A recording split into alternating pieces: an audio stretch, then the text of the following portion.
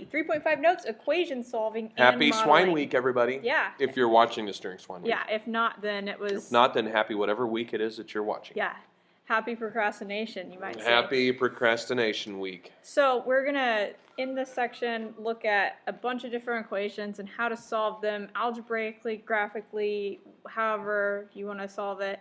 And it really is just going to take some practice. But in general, I would say, and I think you'll agree with me, Mr. Hazelwood, that if it's in an exponential form, you're probably at some point going to end up wanting to take a logarithm or have a logarithm introduced.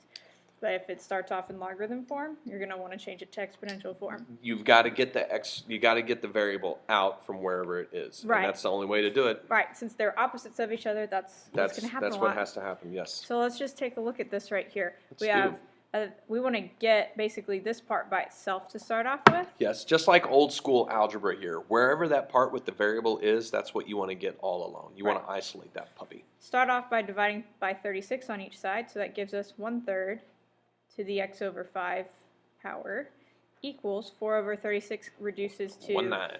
1/9. Now, you can actually do this kind of one of two ways. We could rewrite 1/9 to where it's 1/3 to the second power. Then we've got equal bases. Yeah, we could do that. I like that. That's a good plan. The other way to do it is to rewrite this as a logarithm, where we would do log of base 1/3 Ooh, I like that of too. 1/9 equals x over 5. Hey, whatever you want to do. Whatever you want to do, I will cheerfully participate in. Okay, so the first way that I just said is if you notice 1/9 you can rewrite as 1/3 squared, and you may or may not notice that first time around. Right. Since their bases are alike, you can take the exponents and set them equal to each other so that we have x over 5 equals 2. You finish this by multiplying both sides by 5. I know what it's going to be. Yeah? X equals a 10th. X equals 10. Yes. Yes, okay.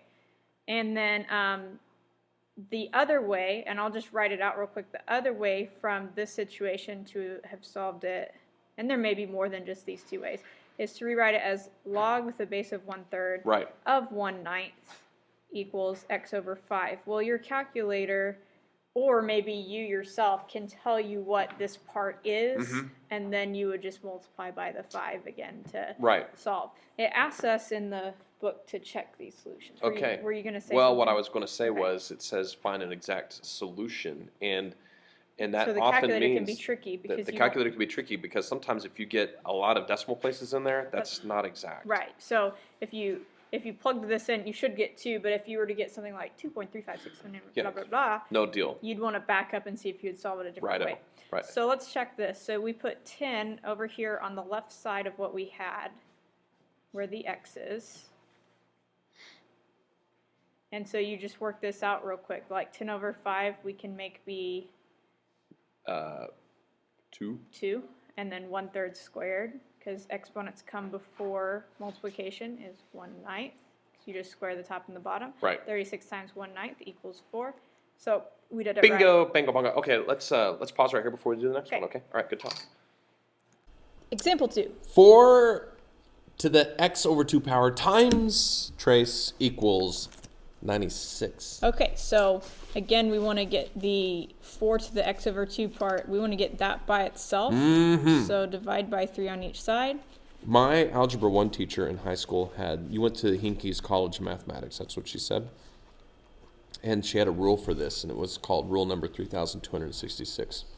And whatever thou doest to one side, thou doest to the other. That's true. So if we divide 3 on one side, we got to do it to the other. Yeah. Now this one, like in the previous example, you can actually write these with like bases. It just takes more work. So you might instead want to do a logarithm on each side. It just kind of depends on you. But if you decided you wanted to write them with equal bases, 4 is 2 squared. Right. So 2 times x over 2. And then 32 is 2 to the 5th power. Right. And so that gives you 2x over 2, which is just x, equals 5. That was pretty simple. If you can do it that way, that tends to be the simplest thing. And as long as the bases are the same, you can always set the exponents equal. That's what they have to do. Yeah, that's true. That's the situation that has to happen. So log base 4 of 32 equals x over 2 is the other way of doing it. Again, you can try putting this in your calculator to see if it gives you a nice number. It should. And then you'd multiply it by 2. It should give you, I guess, 2.5, right? Assuming our 5 over here is correct. But that's the other way of working that out. So then we would check this. Let's check-a-rooskies. So we start off with 3 times 4 to the 5/2. So 5/2 is, Oof. 5/2, if you're doing that like without your calculator, you would take the square root, because that's the bottom number Of 4. Which is 2. So, and then you would do the To the fifth fifth power. power. 2 to the 5th power is 32. Right. Times that by 3 and you That's get going to be 96. Bingo, bango, chitty chitty, whatever. Yeah. There you go. Example Okay. 3. All right. Now this has a logarithm. So Hey, I know what we're going to do. Yeah. I'm going to run No. over here for a minute. And then when I come back. I don't know if you can hear him, but he's Okay, coming here back. we go. Now, I had to go grab the iPad mini. Okay. Why? No reason. Okay. So what we're going to do is we're going to rewrite this in exponential form by saying that this would be a base of 4 to the 1st power equals 1 minus x. Look at that. I don't want to. Okay. 4 to the 1st power is 4. Okay, so that equals 1 minus x. We want to subtract 1 over and divide by -1 to finish solving that. Right. And notice on this we have to get that x out from the logarithm. And Right. the only way to get it out from the logarithm is to change it into an exponential. Yeah, exactly. So x should equal -3. So what you do is you check this over here to this side. 1 minus a -3. Now that's important. Don't forget to. Muy importante. No, because -3 changes into a plus for both of those. So we're saying log base 4 of 4 equals what? Now, when I started this, I thought I was going to have to pull out like a calculator or something, but log base 4 of 4, since the numbers match. Bam, they're gone. Yeah, it's 1 equals 1, and there you go. Okay, that's awesome. Now, this next set of examples says solve each equation algebraically, obtain a numerical approximation for your solution, and check it by substituting into the original equation. So this is where we're actually going to have to pull out our calculator and type in some logarithms and get some decimals. So okay, I got that. All right, so 1.06 to the Hey, look, x. there was a thing on the floor. He just ate that thing off of the floor. That's gross. 1.06 to the x equals 4.1. There's kind of 2 ways How of do you want doing to do this. this? Do you want a graph or do you want to? I don't want a graph. I want to do it algebraically, because All it right. says to solve it algebraically. Indeed. So, I mean, this is one way that you could write it, is just doing, it's the base of 1.06 of 4.1 equals x. Another strategy for a problem like this is taking the log or taking the natural log of both sides. Right. It doesn't matter which one you do, but if you take the log of both sides, then here's what happens. That exponent, that x, can be moved in front using our logarithm properties. I like making my L's in log curly normally, because then they don't look like ones. And then divide both sides by log 1.06. Exactly. Hey, that looks like something we've done before. Yeah, it's basically like the change of base formula. Oh, change of base. Because if you look, this is actually exactly what we wrote the first time. It's just in the change of base form. Right. So depending on what kind of calculator you have, kind of depends on which way you would want to do it. If they didn't ask us to approximate, we'd be done here. But Right. they did, so that's... And with this, you want to go out about 4 decimal places probably. We usually like to say 3, but with logarithms, because they change so slowly, I think that extra decimal place can It come. really can make a huge difference. So let's plug this back in to check, and that's actually really easy to do since you already did on your calculator and got the 24.2151. You do 1.06 and then put in the answer button. That is unacceptable. Put Sorry. in the answer button, Oh. and then it should give you this 4.1. And if you don't use the answer button on your calculator, it's going to give you something really close to 4.1. And so that does check out to be okay. So There you go. let's try example 5. This is Yes, pretty let's. fun. So we want to get the e to the Did it get cold negative in x by itself. No, Is it cold? I don't think so. All We subtract 7 from both sides, and that gives us -3e to the negative x equals -5. You may be able to do some of these steps together, depending on your No, if mental you're- prowess. right. E to the negative x equals negative and a negative cancel out, so that's 5/3.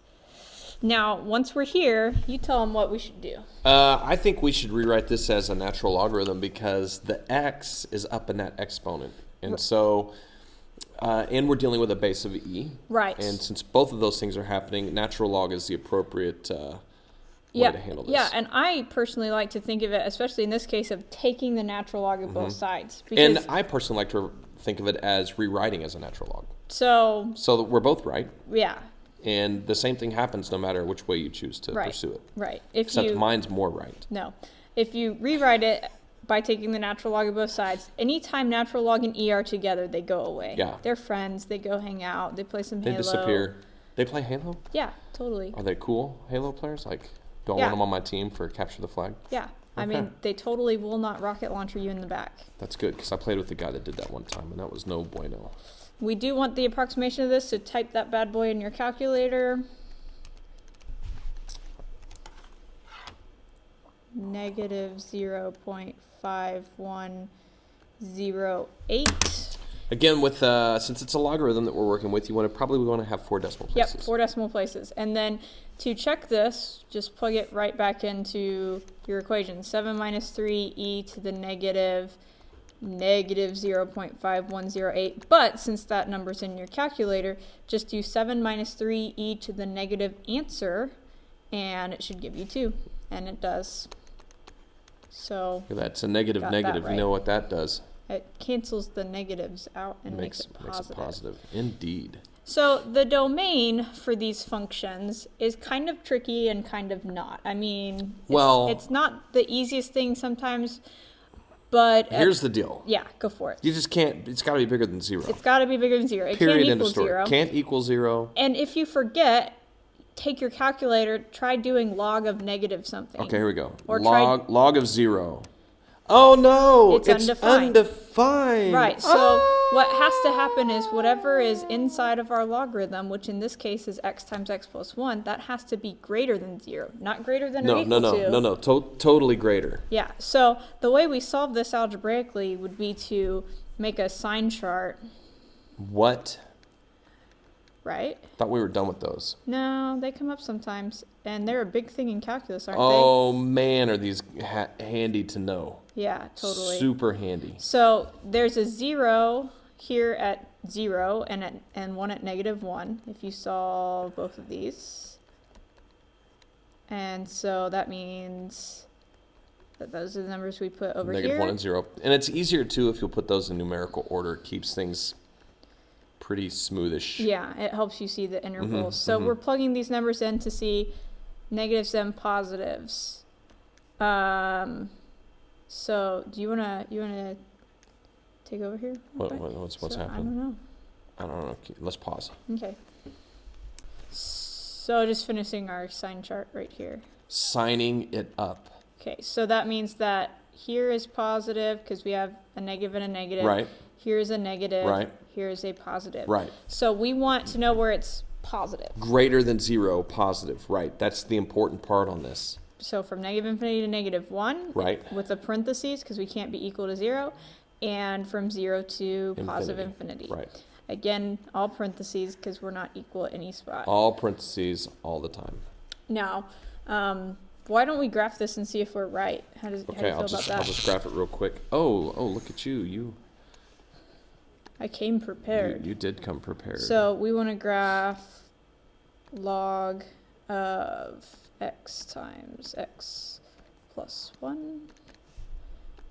Bam. It's positive. It's good. It's good. Oh. And remember, your calculator's kind of not as smart as you in some ways because it doesn't realize this actually keeps going down. There's basically an asymptote at 0. I'm sorry, that's negative 1. At negative 1 and an asymptote at 0. Right. So it looks like your graph stops, but that's a fake stop. Yes, it actually continues going down towards that asymptote. But it's kind of a neat looking graph. It looks like kind of a logarithm that's reflected like right here on like the line x equals negative 1/2. Right, and if you were to zoom in a little bit, your graph would give you a little bit more of a detailed, thing.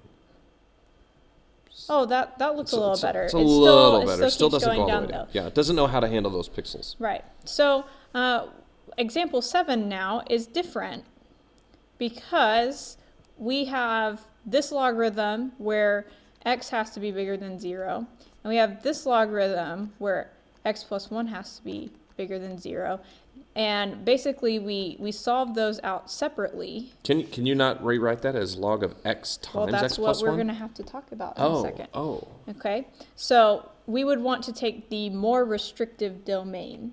Right, which means from 0. Yes, so because if we rewrite this 0 to infinity and -1 to infinity, which one of those has less values? Well, from 0 to infinity does. Yeah. So that's our domain. Right. Now, Mr. Hazelwood was pointing out that can't we rewrite this as log of x times x plus 1? Which is what we just solved. We just solved that one. Yes, and that's true. Let's see if the graph looks the same when we do that. Okay. So this one is Log x. Make sure you close the Yeah, parentheses. if you don't close parentheses, woe upon you. X plus Biblical woe. So 1. make sure you close those parentheses. And this is our graph that's in Okay. red. I'm going to zoom standard. Okay, zoom standard. So we've already... There's the first one. Yep. Oh, hey, there's nothing to the left. Look right there. Right. No, left.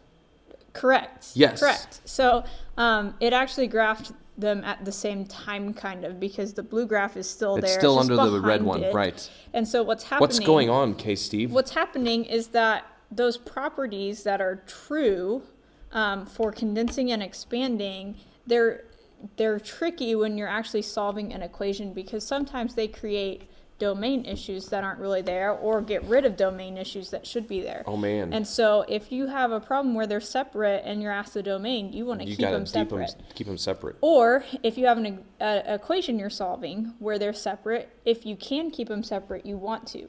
If sometimes you can't keep them separate, and then you have to think about ahead of time, what is the domain and what do I do with that? Here's the other thing that happens, and it often happens with quadratics, which this would be a quadratic. You can introduce domain issues when you start putting things together.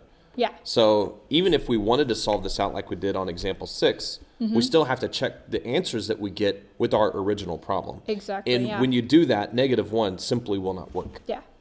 If we had said, oh, it's from -infinity to -1, we'd have to come back here and say, well, no, if I plug those negatives in, that doesn't actually work out. Right. So that's tricky, but Tricky but doable. yeah.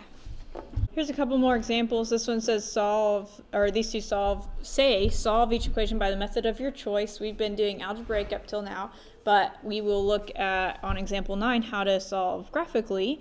So example 8, though, we can still do algebraically, and this is the part where if you look at this and say, oh, I can move the 2 in front, and that's a property of logarithms. That's true, but that creates a domain issue. So if we can avoid that, we should.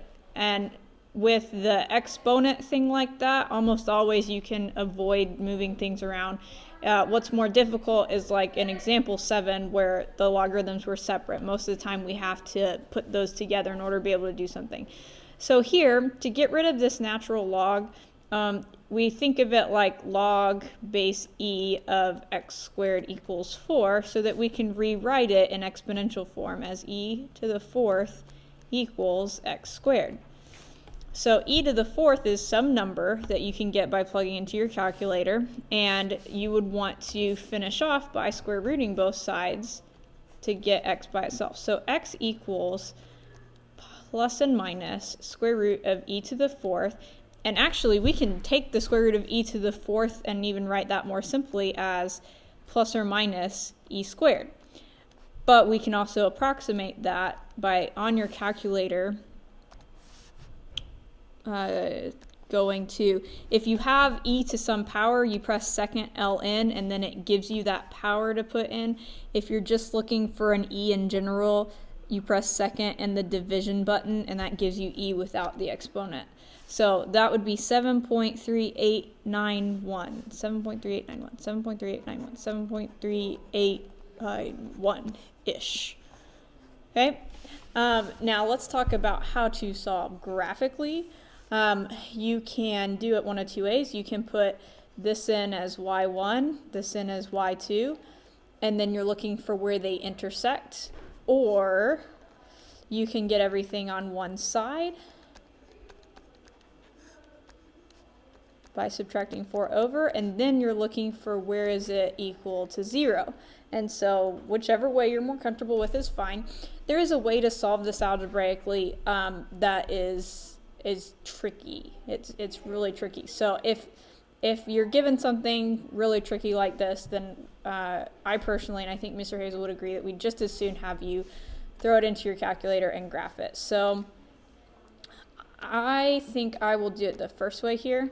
And so when you plug this in, make sure that you do this correctly. Since it's a fraction, we want to put second e to the x plus second e to the negative x over 2. And then we want to put 4, and we want to graph those and see where they intersect.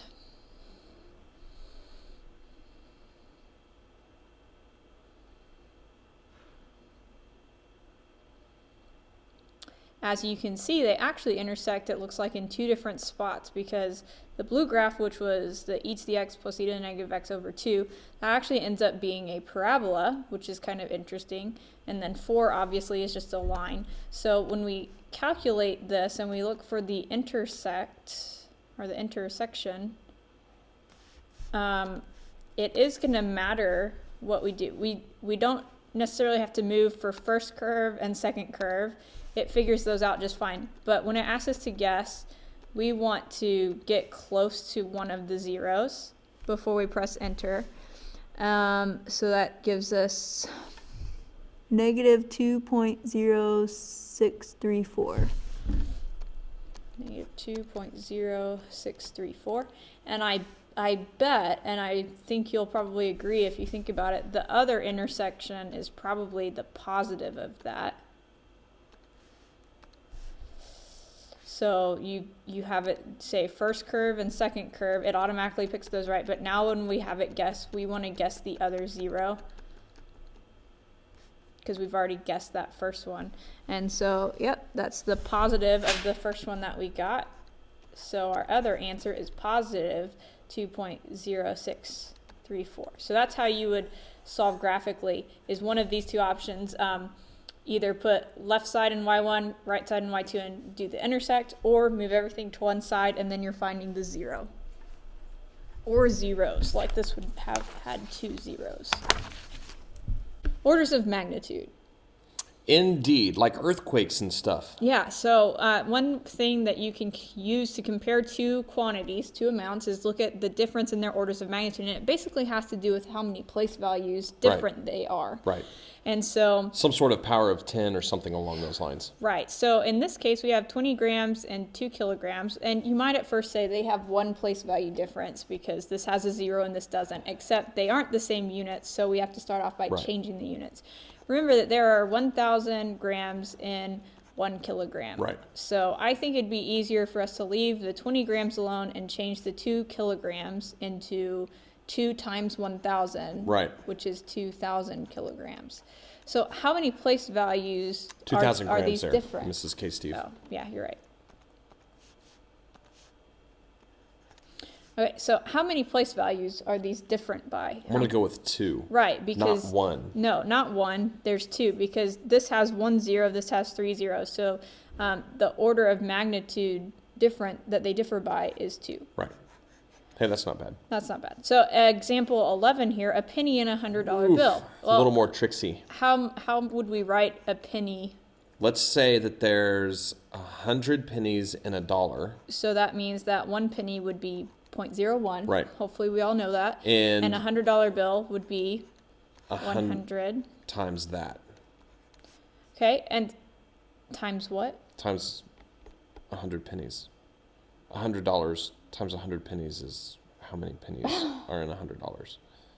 What are you saying? You got $1 has 100 pennies. $1 has 100 pennies. I have 100 of those. So that's 10,000. Right. Right. But so I was writing them both pennies. as dollars. You're trying to write $100 bill as cents. Oh, okay. So either you have to do the penny as 0.01 and the dollars as $100, or Mr. Hazelwood was saying that you can do 1 penny and 100,000 pennies, right? That's Right. what you're comparing. And either way, we should end up with how far apart are they? Like this would be like Starting from there. 1, 2, 3, 4, 5. Yep, I believe so. So 5, and it's actually easier, I guess, to look at it this way. There's 5 zeros on this side, so the order of magnitude is 5. It's kind of tricky. Orders of magnitude can be a bit on the challenging side, so it's important to get them set up correctly. Yes. Hey, don't adjust your screens, kids. We're in completely different clothes. And what did you do to your hair? I lost a bet. No, you did a dare. I did a dare, actually, and for $1,000 for the Oklahoma City Rescue Mission, I got a pink mohawk. Yes. So here we're going to compare some earthquake intensities. Hey, you know what? Funny story. Yeah. Lots of earthquakes around us right now. That's true. And, you may not know this about earthquakes, but you probably do. They measure earthquakes by how much the amplitude of the ground moving up and down. Shut the front door. Yeah, they take that amplitude and they put it over the period of the associated seismic wave in seconds. That's t. They take log of that, and then they have this constant they add to it that accounts for the weakening of the seismic wave with increasing distance from the epicenter of the earthquake. And that equals r, which is a number on a Richter scale. So even if you don't know much about earthquakes, you've probably at some point heard Richter scales. Yeah, that, this earthquake was a magnitude of 5.1 or something like that. Yeah, okay. Mm-hmm. Okay, so we're going to, on example 12, we're going to say how many times more severe was the Kobe, Japan earthquake in 95, which was a Richter scale of 7.2, than the 94 Los Angeles earthquake, which was a Richter value of 6.6. Now, if you're our kids, you probably have no idea about these earthquakes, but at the time I can tell you that these were pretty significant incidences. Yeah, these were memorable. Mm-hmm. So we're going to figure out how much their intensities differ by. Okay, that sounds great. Okay.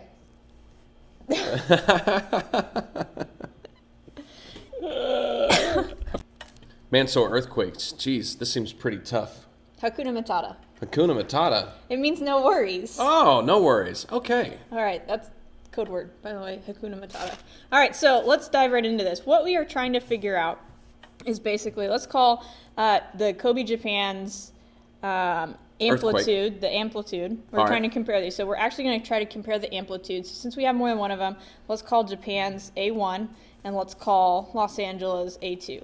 That's good. Those represent different intensities there, different amplitudes for different shapes of the wave. So what we want to do is actually figure out how much greater the A1 is than the A2. So we're going to come up with a ratio of those things. Okay.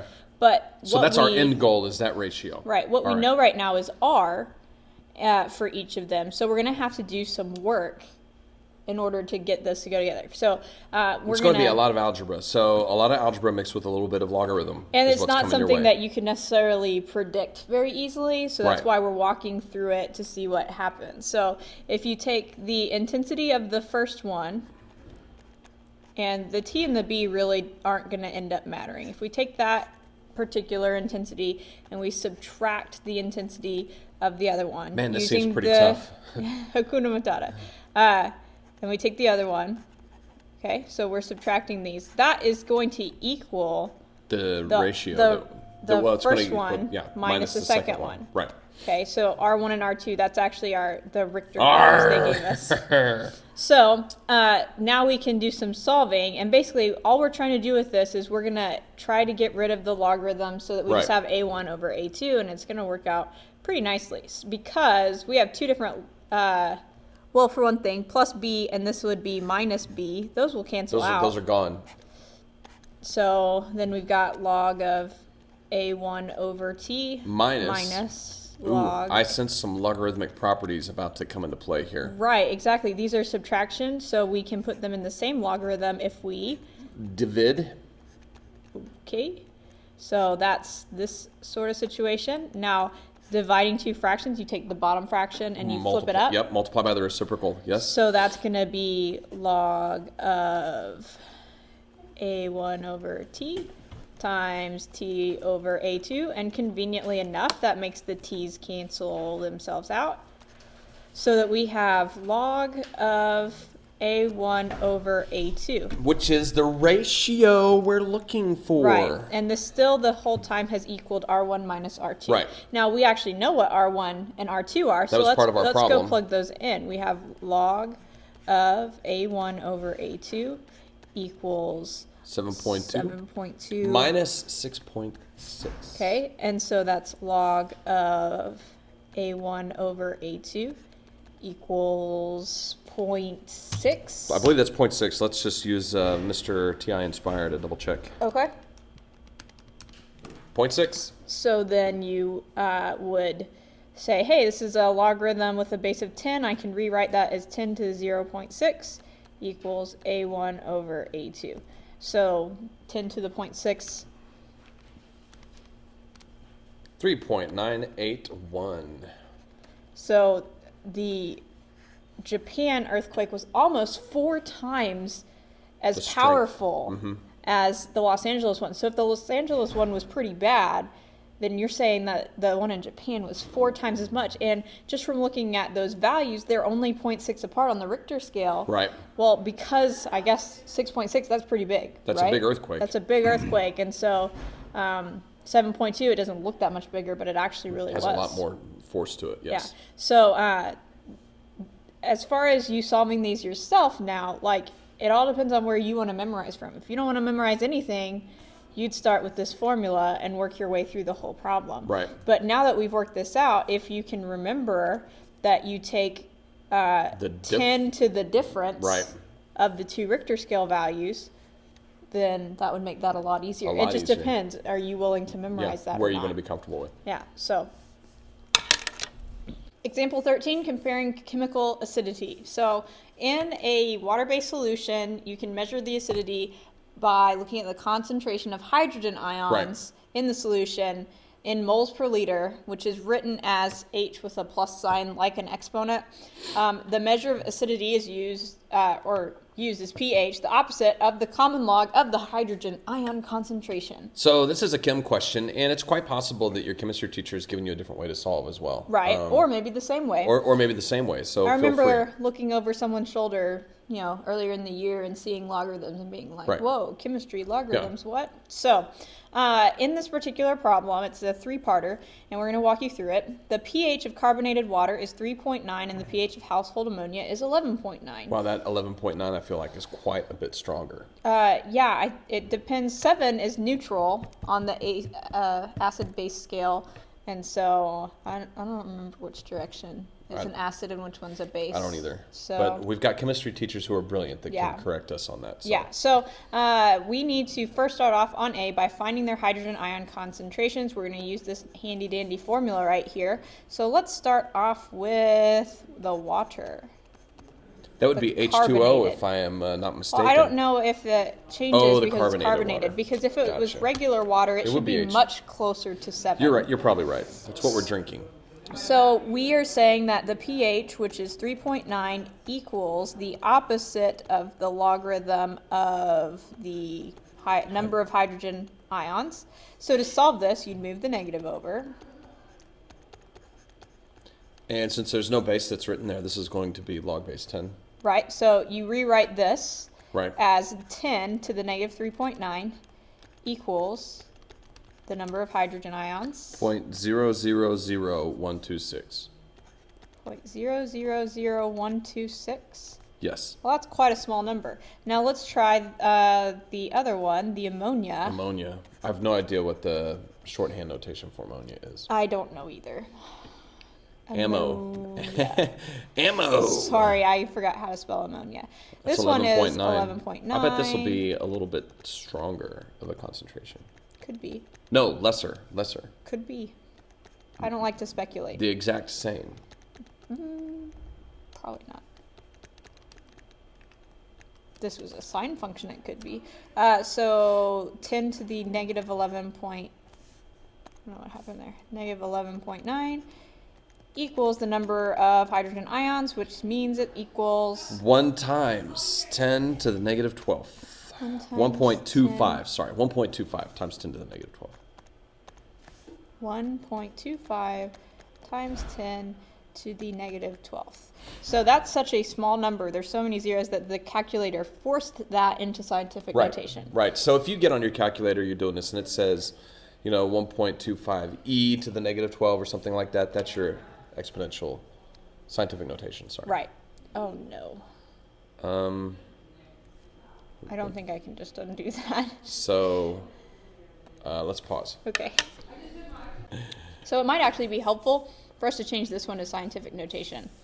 So that they're the same. Because it's not going to make sense for us to change this one. It's going to be easier if it's in scientific notation. In the long run. Yeah. So that means that we need to have 1.26 times 10 to the... Negative 4. 1, 2, 3, 4. Okay, negative 4.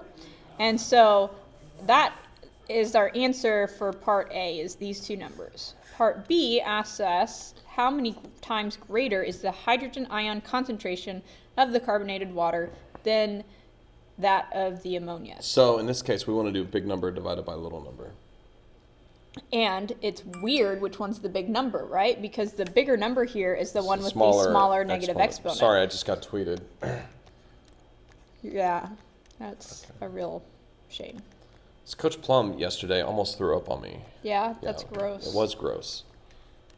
During the Swine Week assembly. Whenever the guy his armpits were getting lathered with peanut butter, that was super and then gross. the girls were eating it. So 1.26 and 1.25. Oh, you think we could call that good? Let's just see what it does here. And I mean, it's 1-ish. The rule with scientific notation is you can actually divide the first two numbers and then subtract the exponents. 10 to the 8th. 1, if you just divide those two numbers. That's what it says. Okay. Because, like I was trying to say, 10 to the if positive you divide 8. these two, if you divide these two, you get about 1. If you subtract these exponents, because they have the same base, you get negative 4 minus a negative 12. Which is plus 12. Yeah, so negative 4 plus 12, which is how we get that exponent of plus 8. So that means that it's 10 to the 8th power greater. Right. Is that the way we want to write we can write it like that. Yep, 10 to the 8th. 1 times 10 to the 8th is just 10 to the 8th. All right. C.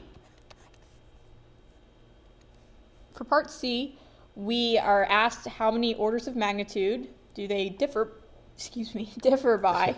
And is it the Capri Sun? No, it's look around. What was it? I don't know. Okay. Hush. It's whatever this exponent is. So since that exponent is 8, they're 8 times different. They're 8 orders of magnitude apart. Right. So because when you remember, the whole thing with orders of magnitude is what power of 10 basically are you dealing with? Right. Are you eating? No. Example 14, Newton's law of cooling. This is actually a really cool formula, honestly. Yeah. I don't know if you've ever watched a crime scene show. Yeah, CSI Miami or whatever. They have like a ton of them on TV. If you just like randomly pick a channel, chances are there's one on there. NCIS, CSI, Law and Order. Bones. They're all over the place. My favorite is Castle. Right. I've been recently watching Veronica Mars. I mean, there's tons of them. Anytime Not to mention the documentary style ones on Discovery and History. Exactly. And stuff like that. There's tons of these. Anytime that you have a situation where someone dies and you're unsure about how, one of the things they do is they look at the time of death, and one way they can calculate that is by how warm or cool, depending on your perspective, that the temperature is. Because normally your temperature is supposed to be 98.6. That's like average. Right. You can run a little high or a little low, but average normal temperature is 98.6. And so when you die, your body stops producing the heat. Right. So and it starts to cool. And everyone's cools in about the same manner. Right. And so it's a really neat formula that we'll look at pretty in depth. I got a loose hair there. Yeah, put that away. So the way it works, though, is you have this formula here where the temperature at a certain time, that's what T of T is, equals the temperature of the medium. Which is the temperature of the space that you're in. Like, so if you're in a classroom, it'd be the temperature of that classroom. Right.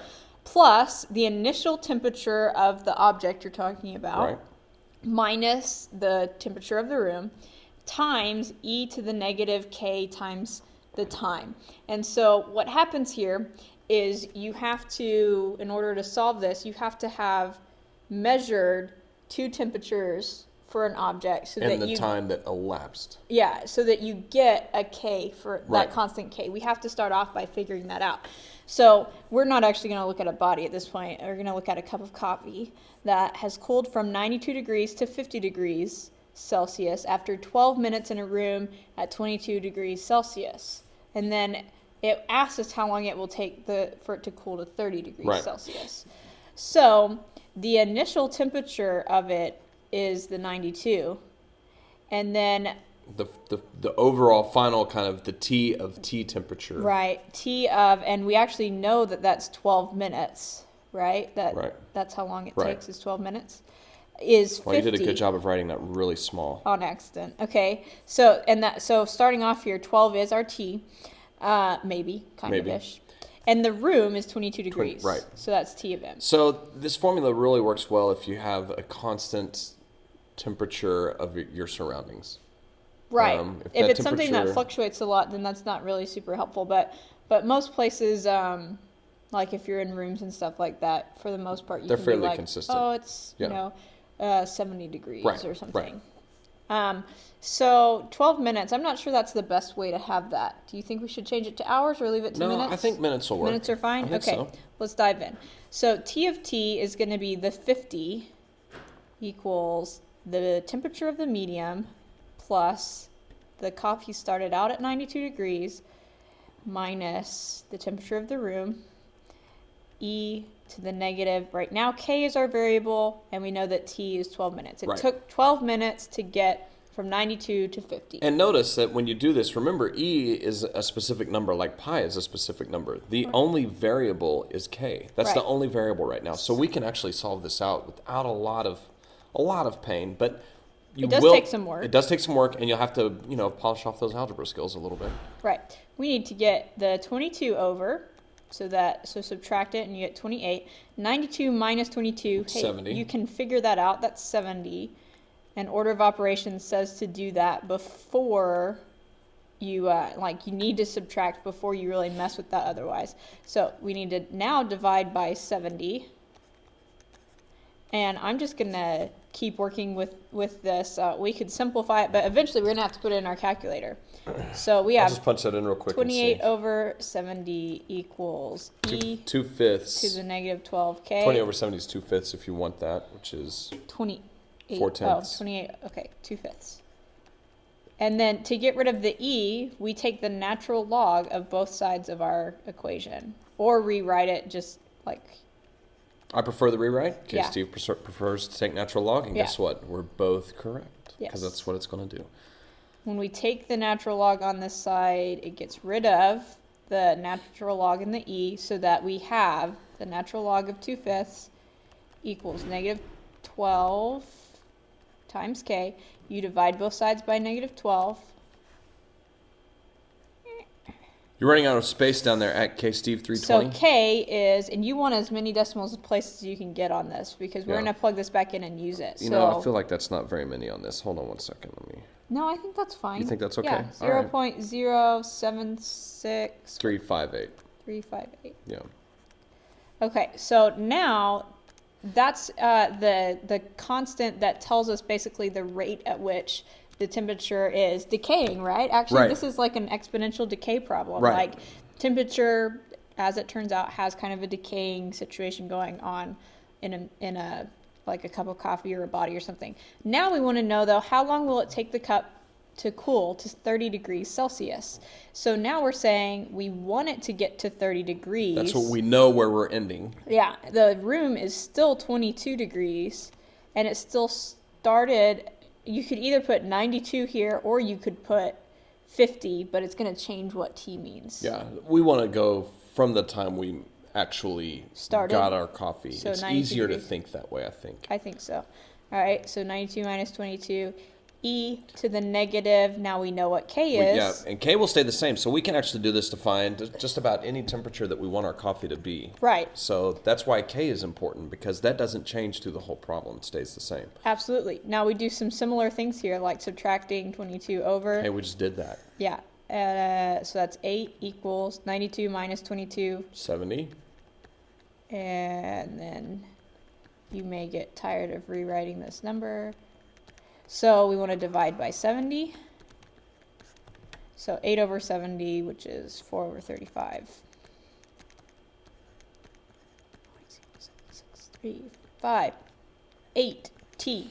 So this is the natural log of 4 over 35 equals negative 0.07635 So divide both sides by that number. That's a big old number. And if you've done like what I have, like you should not have to even use, like you shouldn't even have to type that in. You can keep it on your calculator. Right. So what does it give us if we do that? It gives us 28.407. And that's in minutes. That's in minutes after your 92 degrees hot coffee came out. After you got out your coffee, 28.407 minutes later, it should be at a, I don't know if that's a nice temperature for coffee or not. I prefer my coffee a little bit on the hot side. I have no idea. We don't use Celsius, so I have no idea if that's like a good I know temperature 30 or degrees not. Celsius is like 100 degrees Fahrenheit. Oh, okay. Or 90 degrees Fahrenheit or somewhere in there. Okay, well, that's all. It's lukewarm. It's all 3.5. Are you done? Yeah, we're good. We're good here. We're all good here.